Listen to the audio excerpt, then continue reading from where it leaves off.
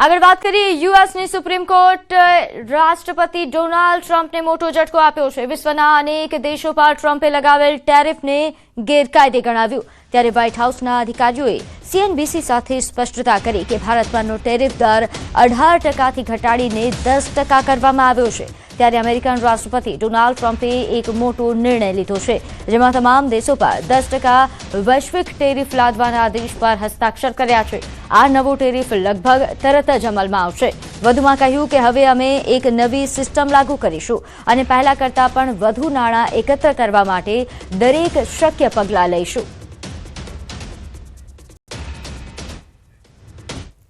આગળ વાત કરીએ અમદાવાદ મ્યુનિસિપલ કોર્પોરેશનના ફૂડ વિભાગ દ્વારા મેગા ચેકિંગ હાથ ધરવામાં આવ્યું। શહેરની વિવિધ હોટેલ અને રેસ્ટોરન્ટમાં સપાટો બોલાવાયો।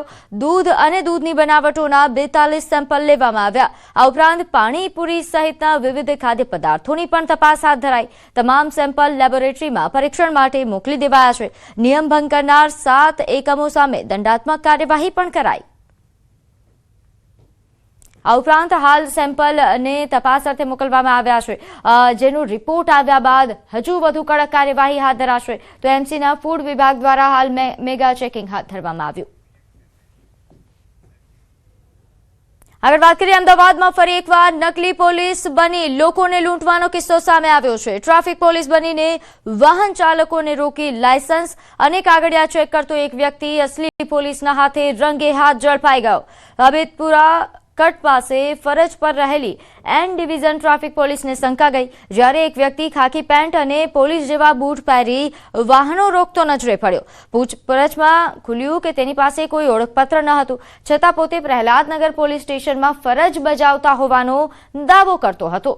તપાસમાં સામે આવ્યું કે આરોપી ભરત સેનમાં મૂળ વિજાપુર તાલુકાનો છે અને છેલ્લા 13 વર્ષથી અમદાવાદમાં ખાનગી ઓફિસમાં નોકરી કરે છે। નોકરી બાદ નકલી પોલીસ બની વાહન ચાલકો પર રોફ જમાવી પૈસા વસૂલતો હતો। આરોપી કેટલા સમયથી આ કૃત્ય કરતો હતો અને અન્ય કયા સ્થળોએ આવી પ્રવૃત્તિઓને અંજામ આપી ચૂક્યો છે, તેને લઈને તપાસ હાથ ધરવામાં આવી છે। પૂછપરછ દરમિયાન જાણવા મળ્યું કે આજે ભરતભાઈ બળદેવભાઈ સેનવા કરીને છે, મૂળ વડાસન વિજાપુર તાલુકાના વડાસન ગામનો મહેસાણા જિલ્લાનો રહેવાસી છે અને હાલમાં એ પ્રહલાદનગર ખાતે સીએની ઓફિસમાં નોકરી કરે છે છેલ્લા 13 વર્ષથી। એ ઈસમની પાસે પોલીસનું આઈ કાર્ડ માગતા પોલીસનું આઈ કાર્ડ નહોતું અને પોલીસ તરીકે પોતે ફરજ બજાવતો ન હોય એમ છતાં પણ પોલીસની કામગીરી કરતો જણાઈ આવેલું। તો સુરતના લીંબાતમાં લગ્ન પ્રસંગમાં ફાયરિંગ મામલે તપાસ તેજ થઈ છે। જૂની અદાવતમાં જયેશ પાટીલ નામના શખ્સે અજય ઉર્ફે પિન્ટુ પર ફાયરિંગ કર્યું હતું। ગોળી પગમાં વાગતા પિન્ટુ ગિરાસેને તાત્કાલિક હોસ્પિટલ ખસેડવામાં આવ્યો।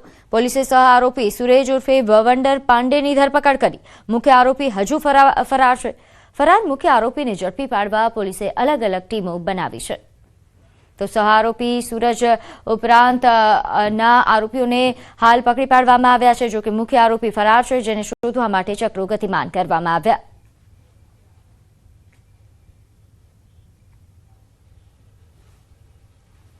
એના ઉપર પગ ઉપર એક ફાયરિંગ કરેલ, જેથી એને ઈજા થતા એ ત્યાં બેસી ગયેલ ને પછી સારવાર અર્થે એને હોસ્પિટલમાં લઈ ગયેલા, જે તે ત્યાં એને ઈજા થતા પોલીસે 307 મુજબનો ગુનો દાખલ કરી અને ધરપકડની કાર્યવાહી હાથ ધરેલ, જેમાં સૂરજ ઉર્ફે ભવંડર જે છે એને પોલીસે ધરપકડ કરેલ છે, પકડી પાડેલ છે અને આ જે બારકુ પાટીલ છે એને શોધવાની કાર્યવાહી હાલ ચાલુ છે। પોલીસે અલગ અલગ ટીમો